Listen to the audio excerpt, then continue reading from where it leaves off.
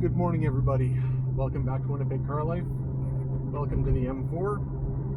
And welcome to a video that has nothing to do with the M4.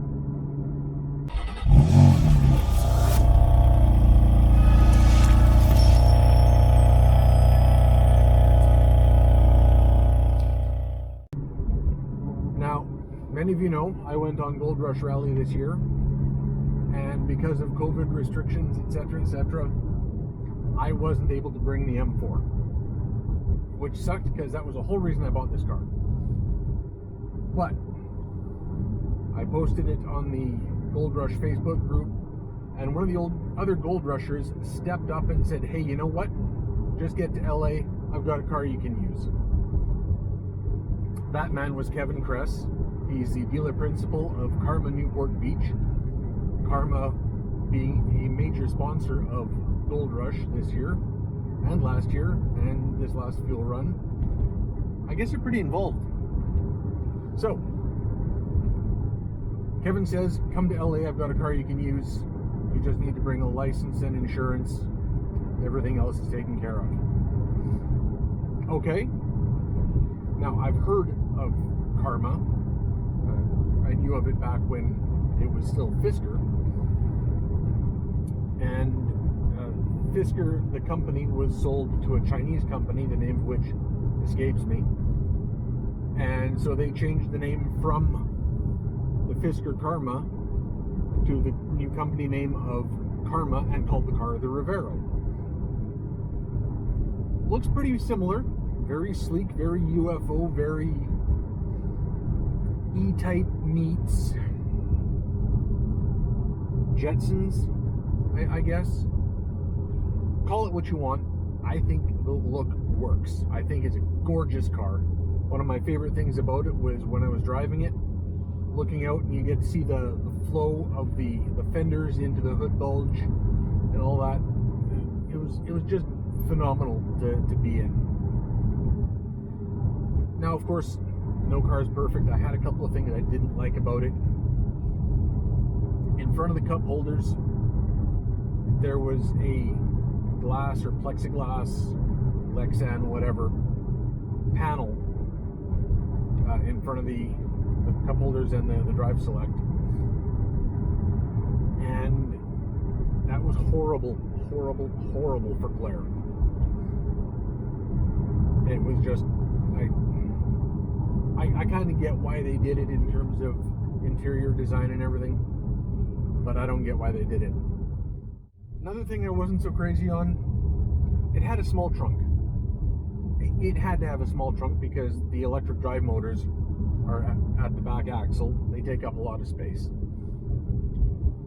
So trunk space was limited.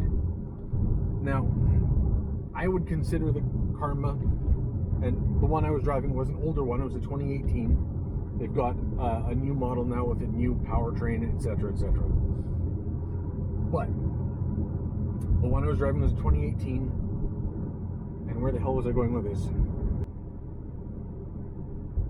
So it had the drive motors in the trunk, under the trunk, not in the trunk.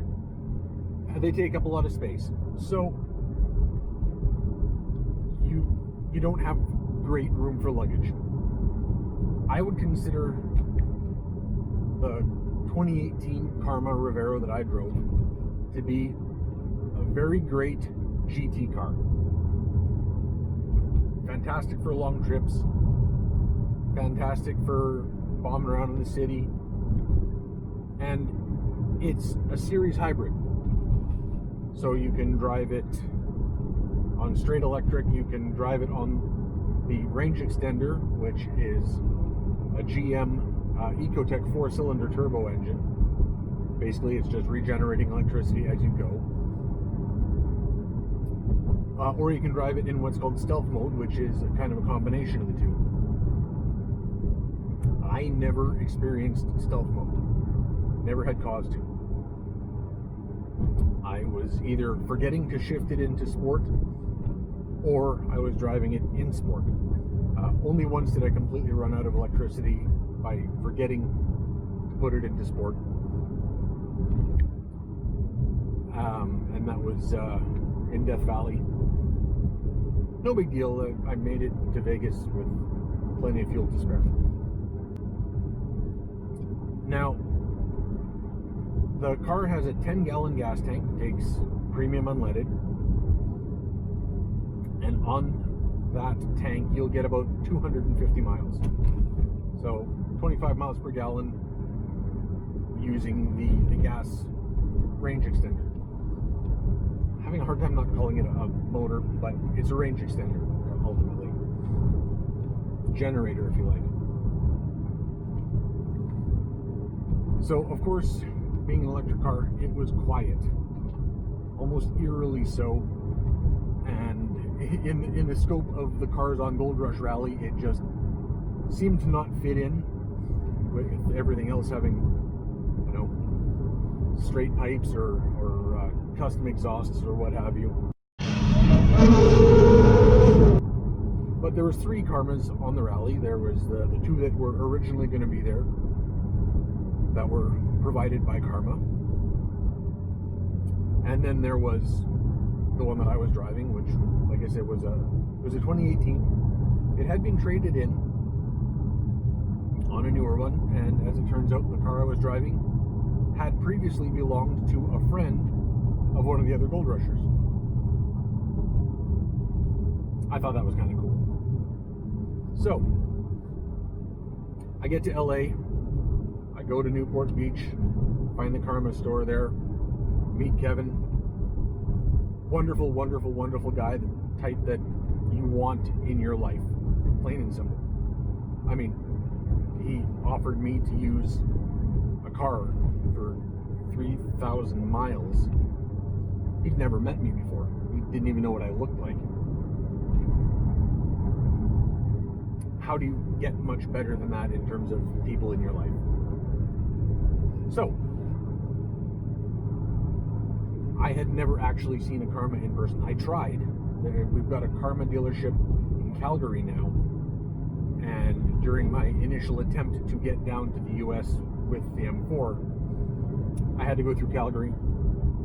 And Norm at International Motor Cars now has a Karma franchise there. So I tried to stop in to see him, but he was off doing a rally with Daily Driven Exotics. You can find all that info on the International Motor Cars YouTube channel, and of course on Daily Driven Exotics. So I had never seen one in person. Had no clue what it looked like inside, any of that. So I get to Karma Newport Beach, and body-wise, they all look the same. A couple of different updates. Headlights, taillights, in older versus newer. There's also a new powertrain in the updated version. We'll get to that in a bit. So yeah, I saw this car for the first time, and I was blown away. It's really a gorgeous car. I took a bunch of pictures, especially this one from Death Valley, which I'm in love with. I think I might get it actually blown up. The color, I can't remember the name offhand. Sorry, Kevin and Chris. But combined with the Goldrush Rally livery, I mean, come on, look at this thing. It's gorgeous.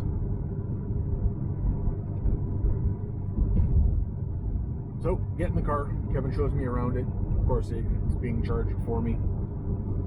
Full tank of gas.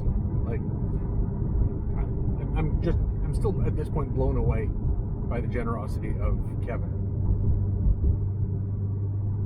So, get in the car, head back to my cousin's place. It's a couple of days before the start of Gold Rush still. So from Newport back to West Hollywood is 50 odd miles. Got to get a bit of experience with residential streets and freeways. And let me tell you, coming from Winnipeg, freeways are both a novelty and a godsend. God, I wish we had them here. So, obviously, I got to spend 3,000 miles, 9 days, 11 really, because I had to get back to LA from Jackson Hole, and I had to spend the night in Barstow. So yeah, I was basically 11 days spent in this car. So needless to say, I got to know it fairly well. Besides the negatives I already mentioned, there's a couple of things that design-wise I thought just didn't make sense. And that was the volume control on the steering wheel and the window or mirror control on the door. They were just kind of counterintuitive. The spokes on the steering wheel, the upper ones, kind of angled downwards towards the hub, and the volume button, of course, was on that, but the volume up was actually below the volume down because it was closer towards the hub than the rim of the steering wheel. You get used to it quick enough, but it was just weird. I don't know how they could have done it different other than switch volume up and volume down around, but whatever. And same thing with the mirror switch. Because of the way it was mounted, it was the left was physically up and the right was physically down. So it was a bit confusing, but they're mirrors. Once you've set them, you don't have to worry about it anymore. Minor design niggles, whatever. Positives. Well, 405 horsepower. That's pretty positive from an electric, two electric engine motors, not engine, electric motors. Gotta get that right. One driving each rear wheel. It had built-in traction control, as far as I could tell. Perhaps the GTs allow you to drift and do burnouts and stuff. I'm not positive. But the counterpunch to that 405 horsepower was that the thing basically weighs as much as my car and my buddy Isaac's Lotus Evora. Gorgeous car, Team Extreme on Goldrush, Extreme Isaac 5150 on Instagram. I'll leave the link below. So yeah, it's heavy. It's like 5,500 pounds. So the 405 horsepower on paper sounds great, but it's got a lot of weight to move around. The engineers at Karma obviously took this into consideration and put massive Brembos on it. I'm not sure exactly what size they were, but you can see here that they're pretty big. I mean, these wheels are 22-inch. And one thing I loved was the orange calipers. I believe all Karmas come with the orange calipers, which I think is just a nice, unique touch. And on this, the color that this car was, it was almost like a metallic olive. It's the best way I can really describe it. I thought it was gorgeous. There was enough metal flake in it to make another car. It was like my cousin's old 82 Harley. Just tons and tons and tons of metal flake. I don't normally like metal flake, especially that much, but it worked. It just worked with the curves of the car and everything. It worked. So it was it took a while to get used to because the hood is so long on this thing. It was also just a bit eerie, as quiet as it was. I mean, yeah, there's a 4-cylinder engine running, but you didn't really hear it that well. And that's not the point of the car. It's not a sports car. It's not a supercar, and it's not meant to be either. It is a very fast electric GT car. Did have to charge it up a couple of times. Not exactly difficult. Chris is one of the employees at Karma Newport. Great guy. So him and I decided to just charge up somewhere between Monterey and Tahoe. And once we got the charging stations working, that's a whole other story that is one of my problems with electric cars. But we got the chargers working, or rather he got the chargers working. And his was pretty much dead. And we, I think it took about 45 minutes for a full charge. So, can't complain about that. I think it costs like $10 American for a full charge. Even at US gas prices, that's cheaper than filling the tank. One thing I noticed.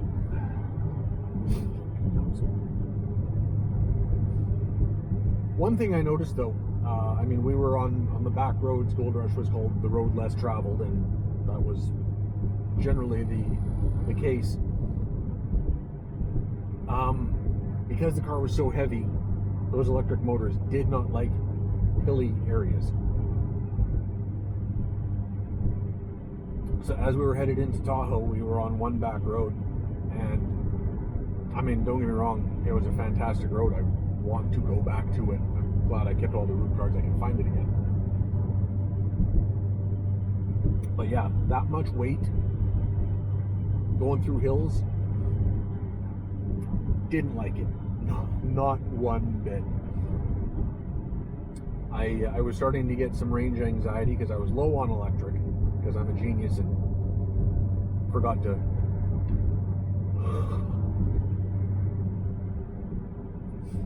I was getting a bit of range anxiety because I'm a genius and forgot to shift into sport, which would use just the range extender.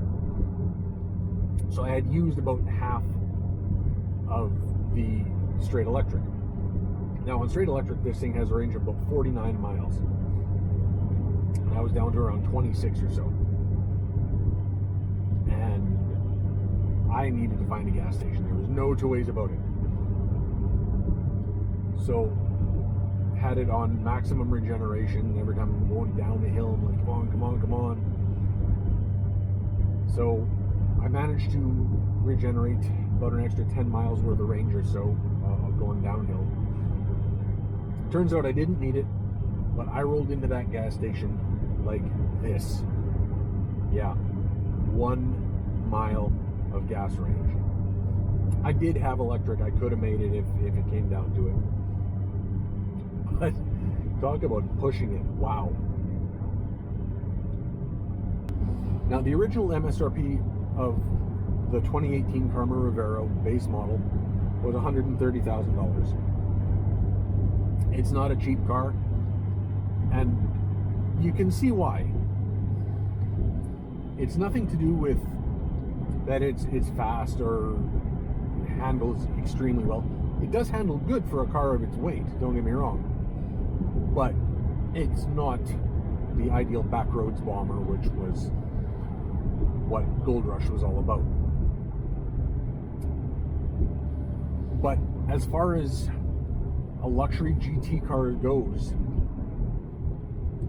yeah, it's on par with Maserati or Mercedes in that price range, the lower S-Class, high E-Class type of thing. And it's just a wonderful place to be. I mean, I spent 3,000 miles in it.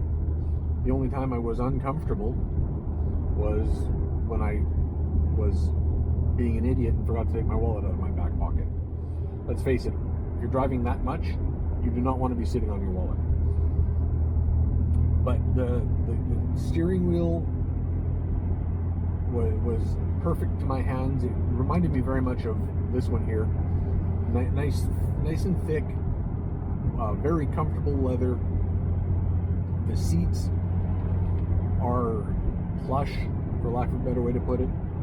Again, not great for back roads bombing. They don't have a lot of lateral support.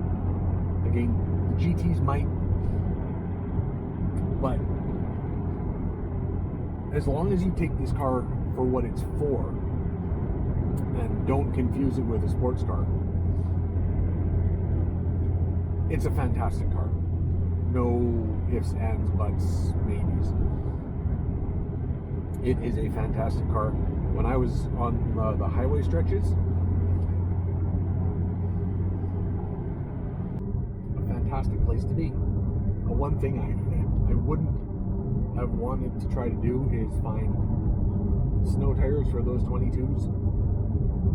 I'm sure they're out there, but I wouldn't want to have to buy them.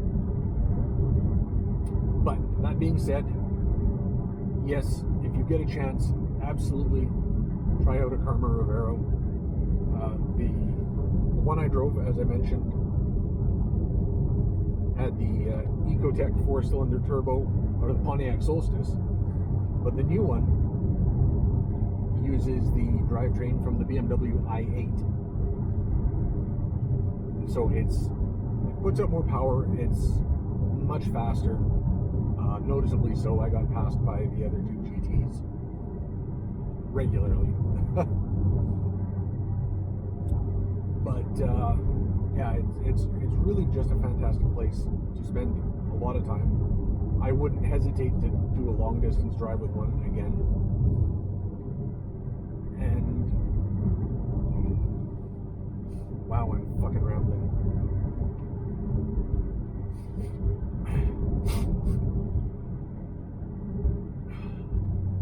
Drivetrain. So the one I was driving, as I mentioned, had the 4-cylinder Ecotec GM engine. Keeps the batteries charged. That's its whole purpose. It is just there to be a generator. The newer ones use the 3-cylinder from the BMW i8 and their motors, etc., for their overall.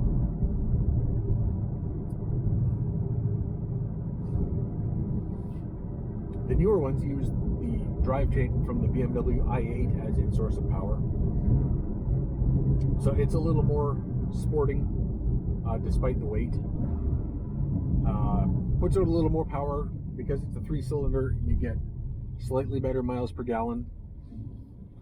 The EPA ratings for the Karma Revero in 2018 were obviously measured with the stealth mode, because it's something like 59 and 61 miles per gallon.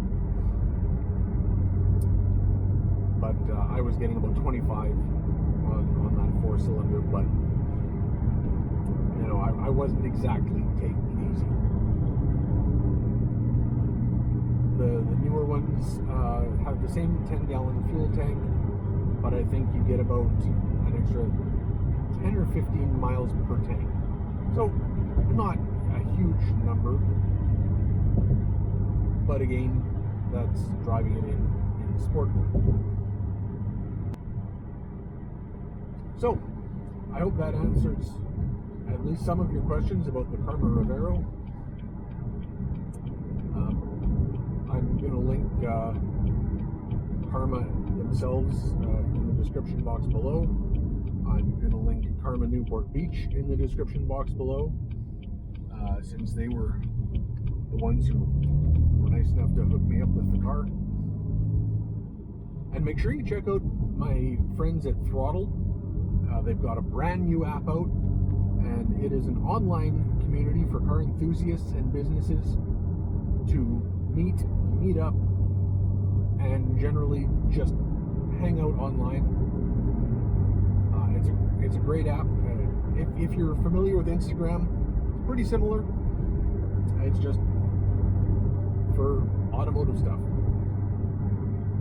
Cars, bikes, trucks, you name it. If it's got a motor, throttle is for you. It's only just come out of beta, so the community is still fairly small, but it's growing daily. And I will leave a link to the throttle website below as well, where you can download the app for Google, or rather Android or iOS. And either way, thanks for watching. Please make sure to like, subscribe, and share. And I'll catch you in the next video.